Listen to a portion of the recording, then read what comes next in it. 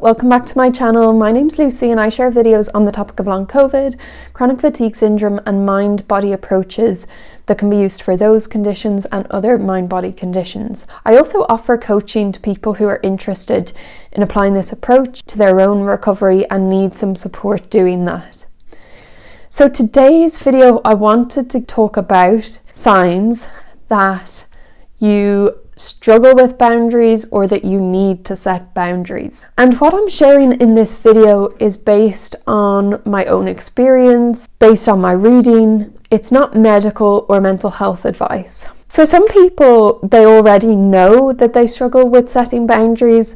For other people, they know, but they're not 100% aware of where they need to set boundaries, if they need to set boundaries. So thinking about these signs can be helpful in thinking about the different areas where you need to set boundaries or where it would be helpful for you to set boundaries.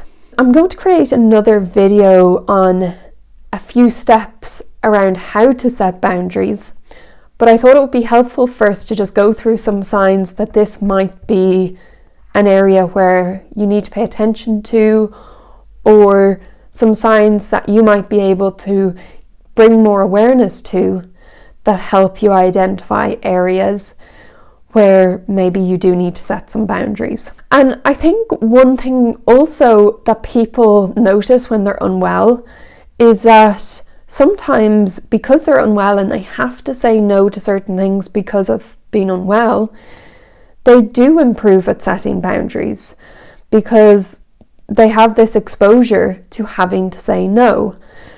And when symptoms reduce, sometimes it can become difficult again to set boundaries because the symptoms are no longer a reason to say no. And so we can go back to our old habits of not setting boundaries because we do have the energy to say yes. And so it can be helpful just to reflect on how many signs are relevant to you that you do need to set boundaries. And even if you are still really unwell with symptoms, some of these signs might be relevant and might be present for you as well, because maybe it's still hard to set boundaries even though you're unwell. So the first sign is that things go unsaid. You feel like you could say something in certain situations, but you don't. You would like to say something, but you hold back.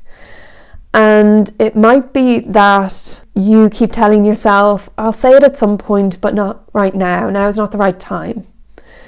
Or you're aware that you would like things to change in a relationship with someone where maybe you're helping them a lot or you're saying yes a lot, but you don't know how, and you feel like you need to figure that out before you can. But you are aware that there are moments where you would like to say something but you don't, or you feel you need to say something but you don't. The second one is resentment, and this can be because you know you haven't been saying what you want to say and you resent the fact that you're not expressing your needs or your wants. But it also might be resentment towards the other person for asking you to do things all of the time. And maybe you're saying yes, but you're resenting that they're asking you all of the time. And you might even be feeling more resentful towards them because you think they should know that I can't do all of this. Actually, maybe you haven't set the boundary or they don't realize that. So resentment as a feeling can be a sign that you would like to say something and you need to say something, but you're not. So the next one is that you fear upsetting or disappointing someone else. And it really kills you or pains you to see someone else upset or disappointed. And you don't want to see that, and you don't want to be the person responsible for upsetting someone or causing that by setting a boundary. And you might even care more about not upsetting the other person than upsetting yourself. Maybe saying yes is upsetting to you, or it's affecting you in a negative way, but you actually can deal with that better than you can deal with upsetting the other person. So the next one is that you feel responsible for the emotions or well-being of others. An example of this might be, for instance, a nurse in a hospital. By taking on an extra shift, even though she feels completely burnt out, feels responsible for the patient's well-being. And so by saying yes, she's taking that responsibility really seriously. And she doesn't want to let anyone down. She feels responsible for their well-being and their health. And I think this particular example is really tricky because maybe her presence on that extra shift is going to make a huge difference to the well-being of the patients. But she mightn't be considering that it's not all of her responsibility, that it's the responsibility of her manager to have enough staff, that it's the responsibility of the system to work well and for other people within the system to protect the safety and the health of patients. And maybe those things aren't working well. Maybe they're short-staffed. Maybe they have issues recruiting staff. Maybe the system is broken. But if that nurse sees it as her responsibility still and carries more responsibility than she should, that's a sign that she's going to find it really hard to set boundaries. And that could go for other situations as well, in personal life as well as work. Another one is that you feel hurt when you see others suffering or in pain. You really absorb the feelings of others, and it really pains you to see someone struggling, and you want to do anything you can to help a person in that situation. This can make it harder for people to set boundaries because there is a spectrum, and some people won't be as affected by others' emotions and others' feelings and others' challenges. And it can show that you have great empathy and compassion and that you are a good person by really wanting to help. But also, it can make setting boundaries more difficult when you really feel the pain of other people. So the next one is that you believe that everything in a relationship should be equal or that you should be giving more. And this might be not fully conscious. Ideally, in a healthy relationship, things should be equal.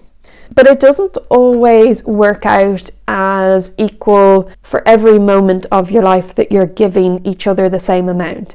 It might be that one day your friend is having a bad day and you give more than your friend, and it might be the opposite another week. You're having a really hard time and your friend gives more to the relationship and supports you during that time.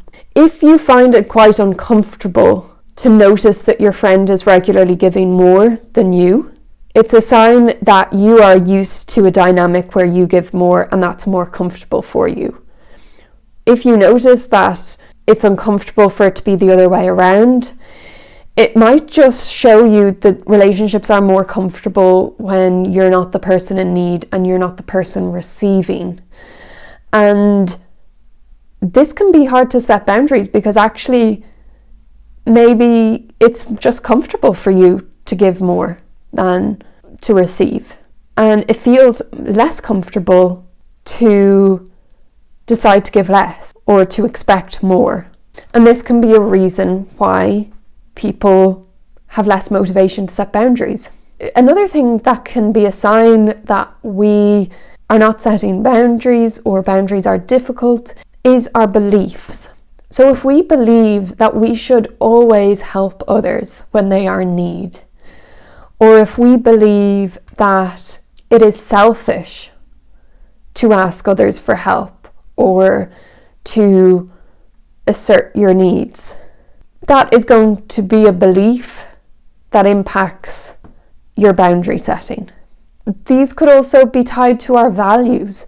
So we might have the value of giving back, a value of being kind.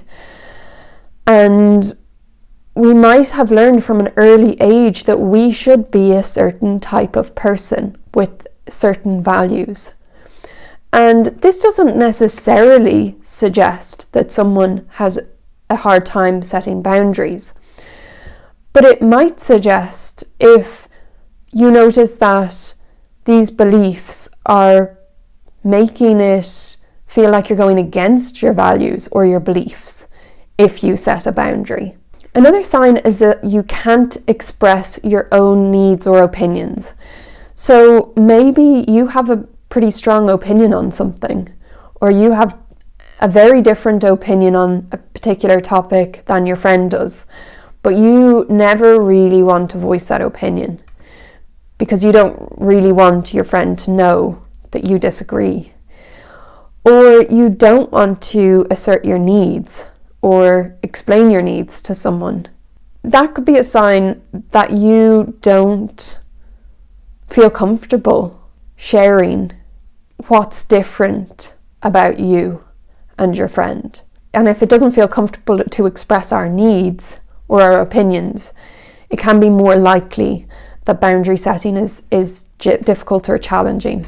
Another one is that your self-identity or your self-esteem is based on being a certain kind of person.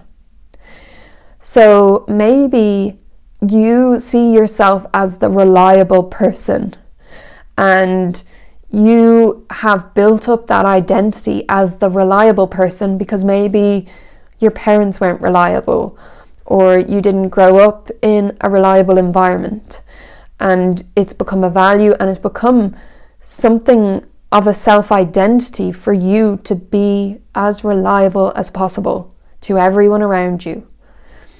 And maybe even to yourself. You want to be able to see yourself as reliable, as well as for others to see you as reliable.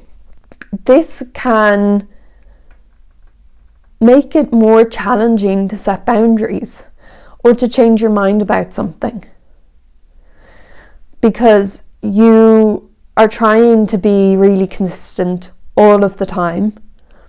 And in order to set boundaries, sometimes we need to be more flexible.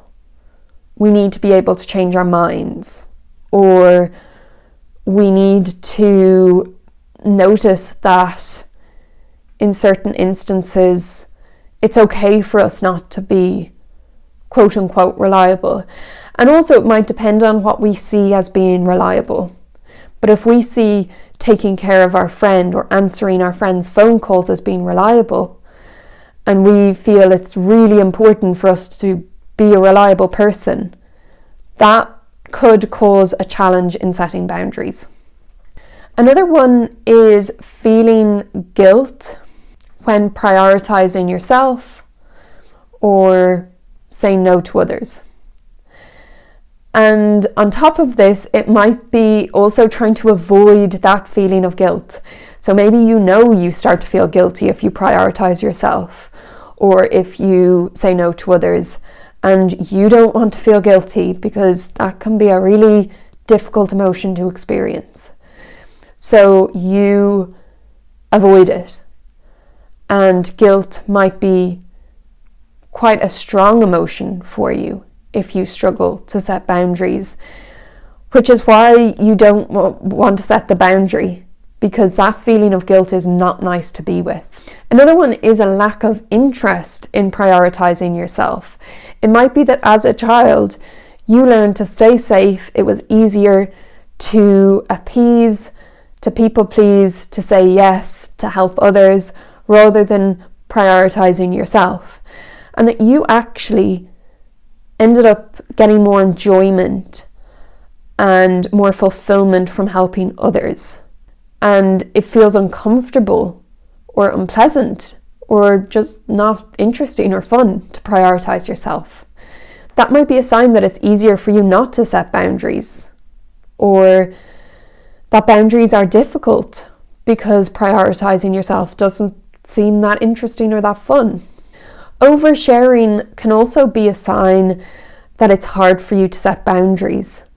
If you share a lot about your personal life very quickly to someone you don't know, it might be that actually you have loose boundaries and you don't recognise when it's important to keep personal information to yourself, to protect yourself, and because it takes time to maybe trust and know a person before you share. And it might be a sign that you're used to giving a lot of yourself without any checks or balances or time for that to happen. Another sign that boundaries might be difficult or that you need to set boundaries is that when you set boundaries, you need many excuses to feel okay about it, or you need to apologise a huge amount because of that boundary.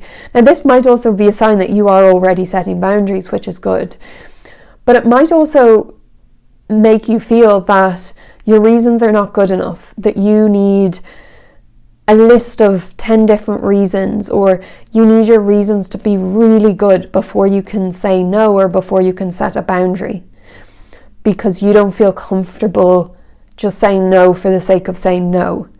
You need all the evidence, and you need a big long message to your friend or to this person, and you are trying to make sure that person still likes you, or you're trying to give across an impression that you are really apologetic. And that might be because it's very difficult for you to actually notice that that person isn't happy with you setting a boundary, and you are trying as much as possible to avoid those difficult feelings from the other person or from yourself. Indecision can also be a sign that it's hard for you to set boundaries because you may not really know your own internal needs and wants and what's good for you, what's important for you in a given situation.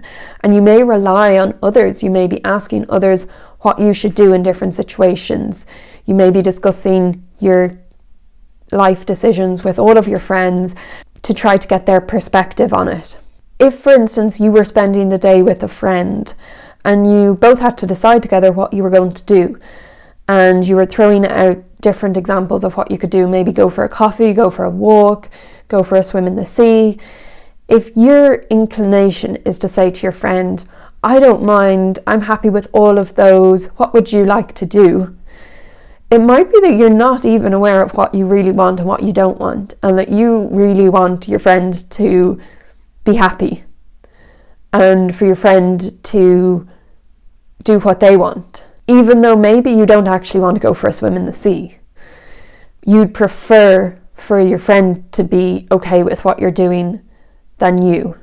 And it shows that you might not really want to assert your needs or your wants, or that you're not aware of them, that you're very much used to just wanting to do what your friend or another person prefers. Another sign is that you think of boundary setting as confrontation or having a big fight. Maybe growing up for you, setting a boundary seemed like it involved a big argument, a big fight, someone getting angry, a really dramatic situation, and that you see boundaries as very extreme. So maybe you see it as, on one side, not setting a boundary is just keeping things easy. On the other side, setting a boundary is an extreme action, and there's going to be an extreme interaction of a fight or an argument. And sometimes this can mean that actually when this person tries to set a boundary, they do it in a really extreme way. They decide to cut contact with someone rather than having a more gentle conversation about a situation first. They don't have experience of healthy boundaries, and to them, setting a boundary is a very extreme act. And that might be a reason why they don't want to do it. They are expecting someone else to get really angry, or for there to be a big fight, a big fallout, a confrontation, and maybe they don't like confrontation. And of course, sometimes setting a boundary might cause an argument, a fight, a confrontation, but it might not. And especially if you're able to navigate it in a gentle, kind, compassionate way. Another sign that boundary setting might be something you're avoiding or finding difficult is that your body ends up saying no for you. I've come across a few situations of this where people are talking about their symptoms increasing. And when we talk about why their symptoms might have increased, it turns out that actually there was something going on that they didn't really want to do. And by their symptoms increasing, they got to rest and take time away from that other person. Or it might be that they said they were going to help with an event at the weekend, and as the event started to approach, they started to notice symptoms. And with that increase in symptoms, it meant they weren't able to help with the event. And sometimes we're actually not aware that we didn't want to do it, or that ideally we would have said no. But we said yes to this situation, or we were in a situation that we found difficult to get out of, and subsequently we had symptoms that helped us set a boundary. This can be a sign that our bodies are setting the boundary for us. And even though other people might not understand that we're unwell, and it might be hard to say to them, I'm not feeling well and I can't do it, that still might be hard, but it might actually be a little bit easier than saying no and I don't have an excuse. I actually just don't really want to do it. And this is something that can be really helpful to reflect on as well. If your symptoms increase and you're not sure why, you could ask yourself, did these symptoms actually help me avoid a situation I didn't want to be involved in? Okay, so the final one is realizing that you should have said no to doing something only after the event. So you said yes, and maybe you were excited about it, you wanted to do it, and then afterwards you realized that you took on too much, that you gave way more of your energy to other people than yourself over that course of time or during that event, and that actually it wasn't the right decision for you. Sometimes it's much easier to notice it afterwards than before. And this can be because it's hard for us to quantify our needs and our desires and our wants, or to be aware of them, or to figure out what's the right balance for us in terms of what we say yes to or no to. And because that's difficult, we realise in hindsight that we've done things that weren't right. Let me know if there are any other signs that you've noticed with regard to finding it difficult to set boundaries, or a sign that you don't set boundaries. And also let me know in the comments if you resonate with any of these, if you feel like some of these have been reasons why it's been hard to set boundaries. If you found this video helpful, please like and subscribe. If you're interested in watching my next video on how to set boundaries, I'll put that video out next week, so press subscribe if you're not subscribed. If you'd like to join my Facebook group or follow me on Instagram, there are links in the description. There are also links to booking a call with me if you're interested in coaching. Thank you for watching, and I will see you in the next video.